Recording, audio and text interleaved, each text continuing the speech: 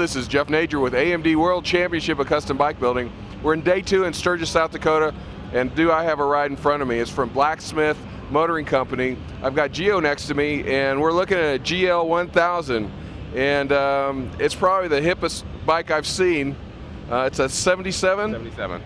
So take us through this. Tell us what the inspiration in building this bike is. I'm trying to develop a retro theme to some of my bikes now. So we're going back to the 60s, 70s, and maybe early 80s and doing a really retro style performance bike. So we took a 1977 GL1000 frame, the motor, did a big bore kit on it, the Supercharger, nitrous to get you in that performance era. But then I went old school, almost Indian style, retro with the colors and the fenders to try to give it that really good old school positive flair, but with new reliability for the year 2000. Old school voodoo. Pretty much, yeah. Yeah, big time voodoo. Big time voodoo. Right here, folks, in Sturgis, South Dakota. You know, some of your roots is in the Lowriders, and some of that is shown here. Yes. Easy Garcia, which is a big time engraver for us for over 30 years in the lowriding community. I brought him in to help me because 90% of the things I used to do are in the lowrider industry. So we always do things with lowriders, you get hydraulics, so here we do air ride.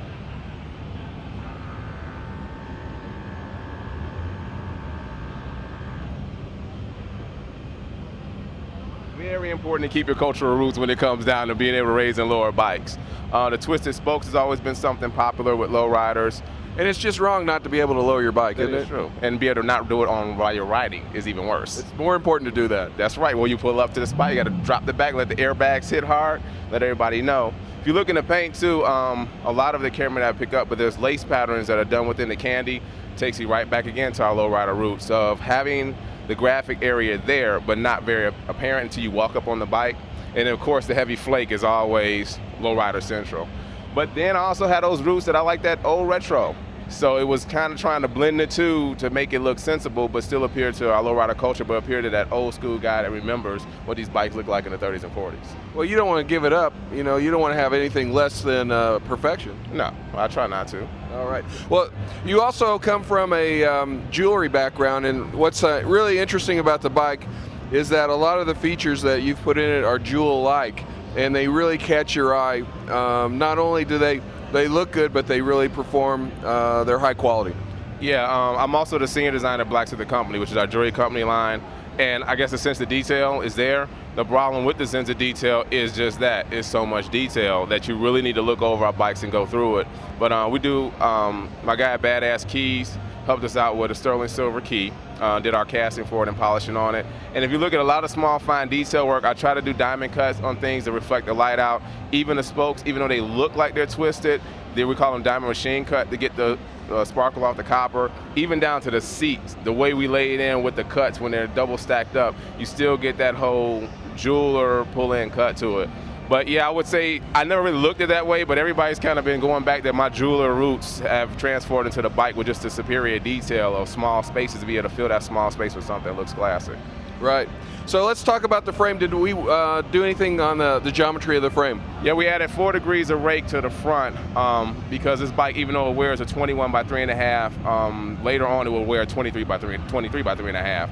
But we wanted to kick out the front. Also, because of the Supercharger being so close to the radiator, we had to put the fan in the front to be able to pull to add a coolant. So it's important to push it out and to even out the trail.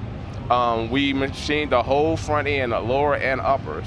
The stock GL front end is quite skinny. We wanted something more large, bulkier, and also do it engraving. It's all done on aluminum, all CNC by us, and my CNC guy, Ray at StarTech. The headlight is old school, vintage, you know, Indian style. But if you look at the bezel once again, all hand engraved and done with the copper.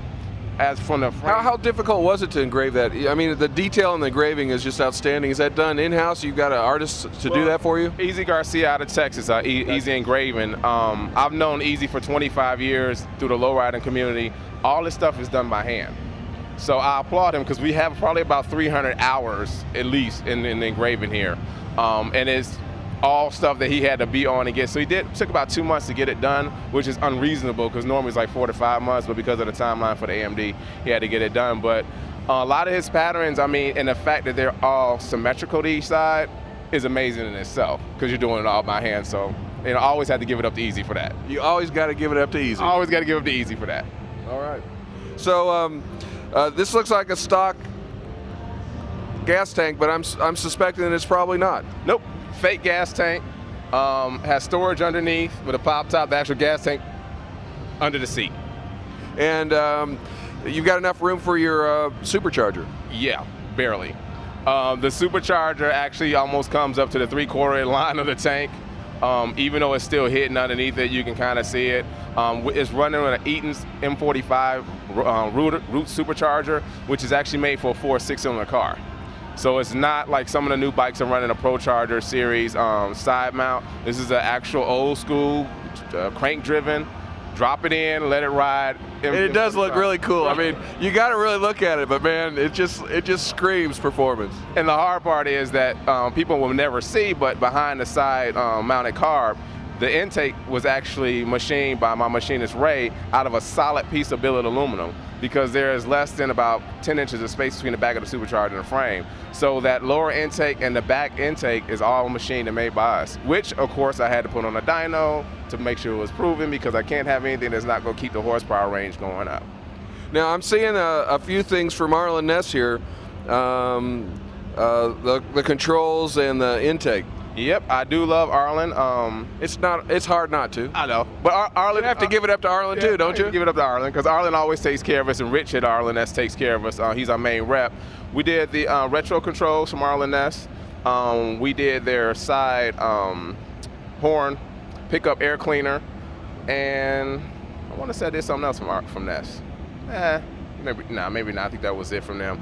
But one of the things I do deal with Arlen Ness are on their upper controls. If all our bikes you know is we always run our Arlen Ness upper controls. They're more efficient for us. We never had any leak problems out of them. And because we do what we call our Illusion Houdini bar setup, where all the controls are ran internally, and we do the clutch conversion from the hydraulic to mechanical, it's important to make sure that these controls, especially on the hydraulic side, can take the pressure from our conversion piece, because there's a lot of back push when you let go of the clutch, because you're actually pulling the cable. Even though the hydraulic cylinder is sitting there, that back pressure to come back used to blow the top off of some. So Ness has been the only one that's been able to provide us really with the upper controls that I kind of trust.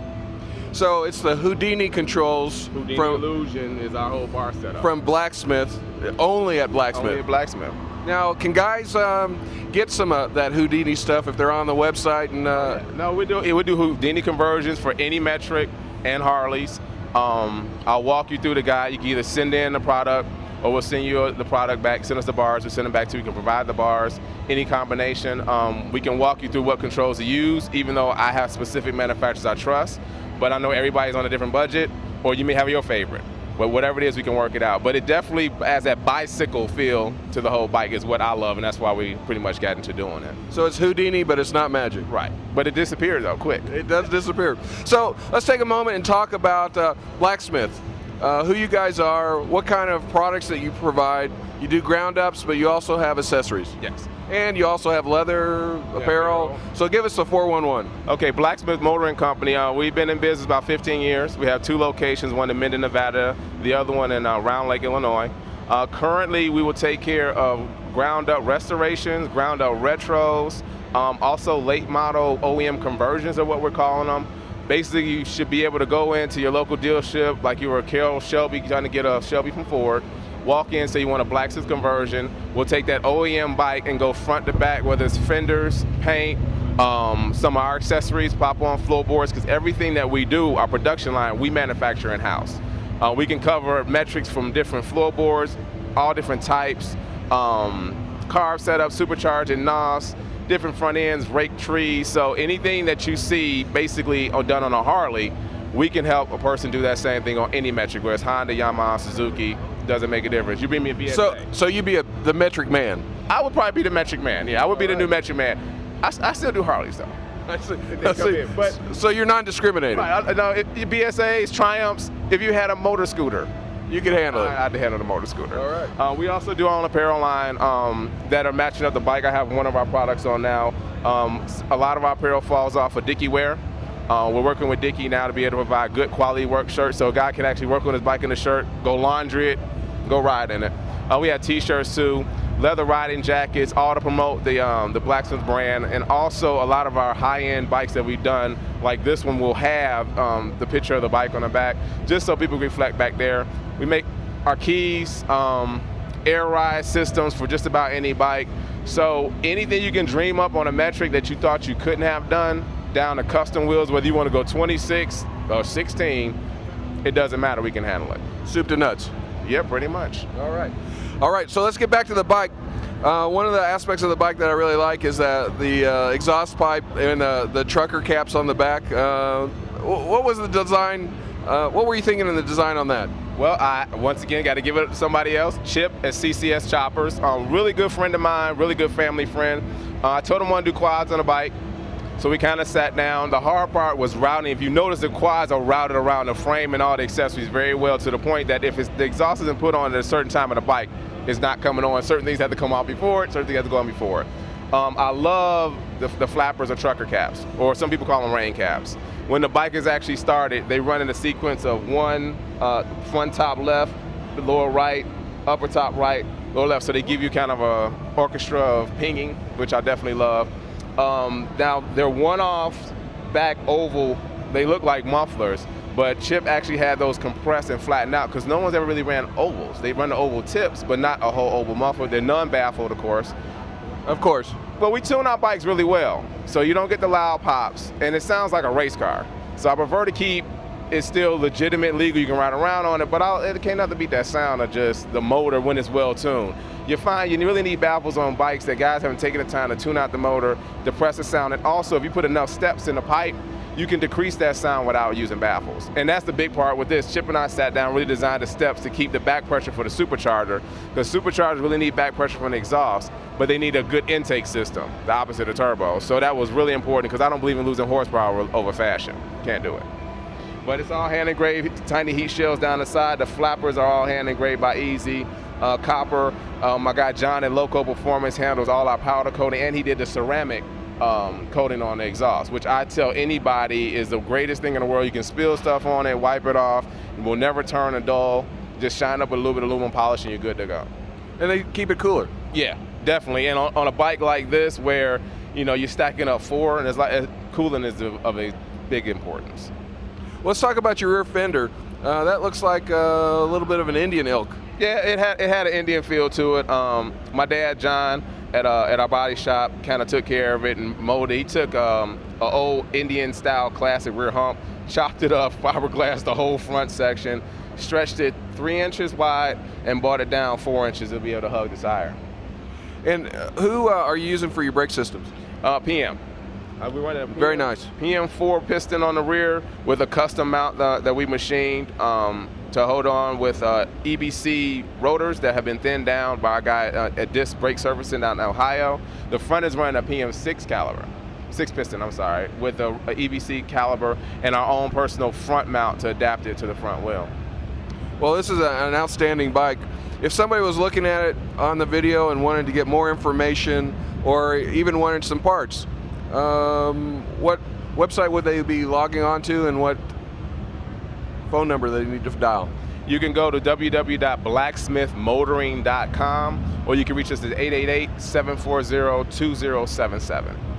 All right, there you have it. The Blacksmith, El Vaquero. El Vaquero. Yep, Cowboy. It's the Cowboy. It's a great looking bike.